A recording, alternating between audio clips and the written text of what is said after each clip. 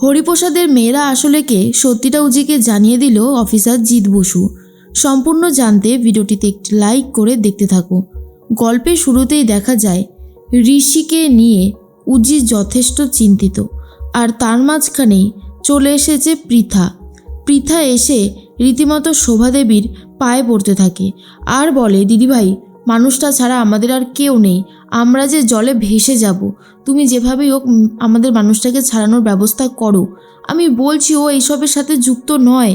শোভাদেবী তখন বলে, চুপ কর পৃথা, ভেসে যাবে বলেই তো আমি তোর জামাইবাবুকে বলে একটা কাজের ব্যবস্থা করে দিয়েছিলাম দুর্জয়ের।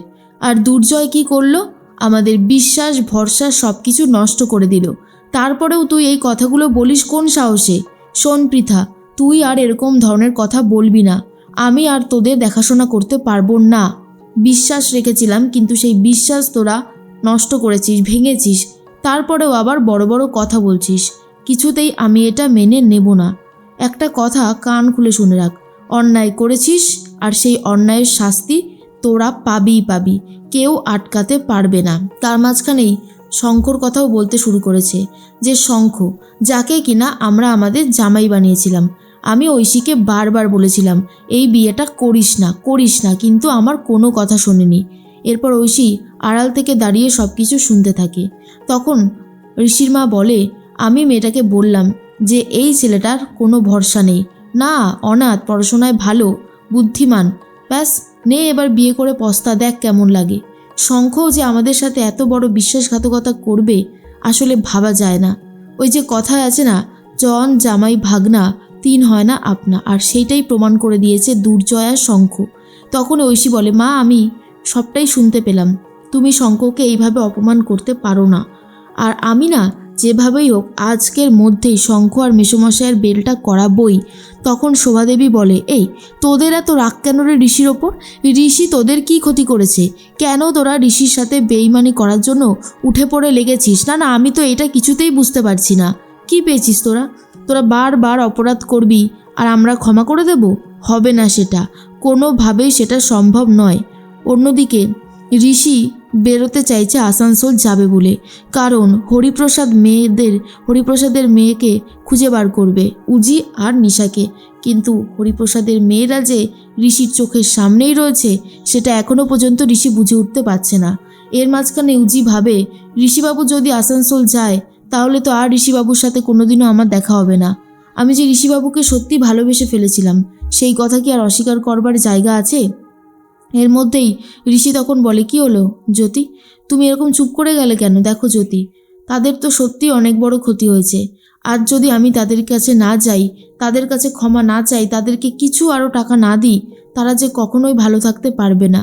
হয়তো তারা দুবেলা দুমুঠো ঠিক করে খেতেও পারছে না, সেই জন্যই অপরাধমূলক পথ বেছে নিয়েছে। না আমাকে একটা ব্যবস্থা করতেই হবে, কিচ্ছু করার নেই জ্যোতি, আমাকে তুমি যেতে দাও।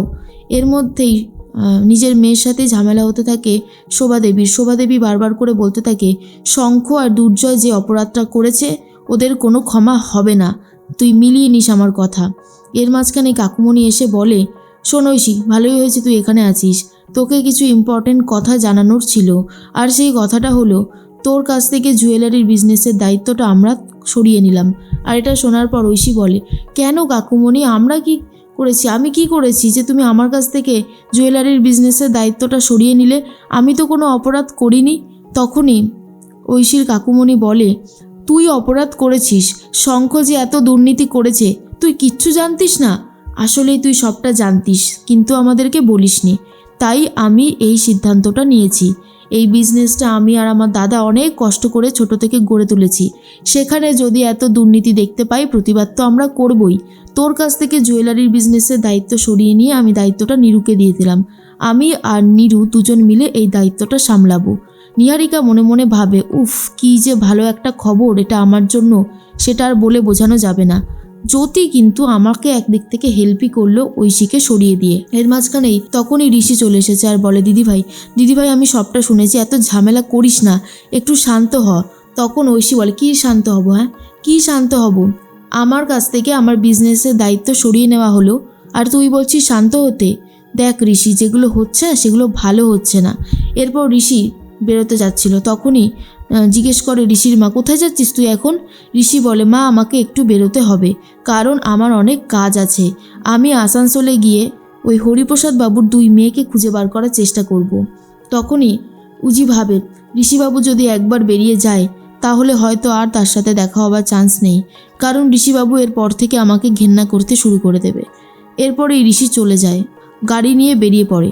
আর অন্যদিকে দুর্জয় আর শঙ্খ ঐশী কথা বলতে শুরু করে অফিসার জিৎ বসুর সাথে। অফিসার জিৎ বসু বলে, কি বলবেন বলুন তো, আপনাদের কাছ থেকে এখন আবার কি শুনতে হবে? তখন দুর্জয় বলে, আমি বলি কি স্যার, একটা কথা শুনুন। আমরা হরিপ্রসাদের মেয়েদেরকে খুঁজেছি অনেক, কিন্তু পাইনি। প্রথম থেকে না আমার ওই জ্যোতি আর বিভাকে একটু সন্দেহ হতো, তাই বলছিলাম জ্যোতি আর বিভার ছবিটা যদি আসানসোলে নিয়ে গিয়ে সবাইকে দেখানো যায় তাহলে হয়তো জানা যাবে হরিপ্রসাদের মেয়েরা এরা দুজন কিনা। আর এই কথাটা অফিসার জিৎ বসুও সরিয়ে দিতে পারেনি। অফিসার জিৎ বসু ভাবে এটা একদম ঠিক পয়েন্টেই কথা বলেছে দুর্জয়বাবু। অন্যদিকে নিশা গুন্ডাগুলোকে বলে দেয় কোনোভাবেই যেন বেলঘড়িয়া এক্সপ্রেসওয়ে থেকে ঋষি আর বেরিয়ে যেতে না পারে, ওখানেই যা করার করতে হবে, আমি যেমনটা বললাম তেমনটা করতে হবে। এর মধ্যেই ঋষি তো গাড়ি চালাচ্ছিল, কিন্তু পেছন থেকে একটা গাড়ি এসে এমনভাবে ধাক্কা মারে যে ঋষির অ্যাক্সিডেন্ট হয়। তারপর ঋষিকে নিয়ে হসপিটালে যাচ্ছে সবাই। এদিকে উজিদেরকে এখনও পর্যন্ত খবর দেওয়া হয়নি। উজির শাখাটা বেড়ে গেছে। আর তখনই উজি ভাবে, কি হলো, শাখাটা এইভাবে বেড়ে গেল কেন? ঋষিবাবু ঠিক আছে তো? এরপর ঋষিকে অনেকবার ফোন করে। আর খেয়া তখন বলে, দাদাভাইকে ফোন করলাম কিন্তু ফোনটা ধরলো না। এবার তো সত্যি বলতে আমারও চিন্তা হচ্ছে। অন্যদিকে খবর চলে গেছে বাড়িতে। তখন উজি, কাকুমণি আর ঋষির বাবা চলে এসেছে। ডাক্তারবাবু বলে, এখনও পর্যন্ত আমরা কিছু বলতে পারবো না, কারণ অবস্থা যথেষ্ট ক্রিটিক্যাল আছে। দেখা যাক কতদূর কী করতে পারি। এর মধ্যেই কাকুমণিকে বলতে থাকে উজি, কাকুমণি কেন আপনি বারণ করলেন না বলুন তো? আপনিও যদি আমার সাথে বারণ করতেন তাহলে ঋষিবাবু বেরোতো না আর এত বড় দুর্ঘটনাটা ঘটতো না। তখনই ভগবানের কাছে প্রার্থনা করতে থাকে, মানুষটা তো ভালোই চেয়েছিল, ভালো চেয়েছিল বলেই তো আমাদেরকে খুঁজতে বেরিয়েছিল, যাতে সে সমস্ত ক্ষতিপূরণটা দিতে পারে। কিন্তু মানুষটার যেরকম ক্ষতি হয়ে গেল, আমি চেয়েছিলাম যাতে দেখা করতে না পারে, কিন্তু এমনটা হোক সেটা তো চাইনি। খবরে ভিডিওটা ভীষণ ভাইরাল হয়ে গেছে, ঋষির অ্যাক্সিডেন্টের খবরটা। তখন ভানুও দেখতে পায় আর নিশাকে ডাকাডাকি শুরু করে দেয়। নিশা খবরটা দেখে খুব খুশি হয়, কিন্তু ভানু তখন বলে, উজি বলেছে ঋষি যদি সুস্থ না হয় তাহলে আমাদের সমস্ত পরিচয় সবার সামনে নিয়ে আসবে, তুই কিন্তু অনেক বড় বিপদে পড়বি নিশা। এরপরে উজির সামনে চলে এসেছে অফিসার জিৎ বসু আর বলে, হরিপ্রসাদ বাবুর মেয়ে হলো এক তুমি, উজি, আর একজন হলো বিভা দেবী, যার নাম নিশা। আর এটা শোনার পর উজি বুঝতে পারে অফিসার জিৎ বসু সমস্ত সত্যিটা জেনে গেছে।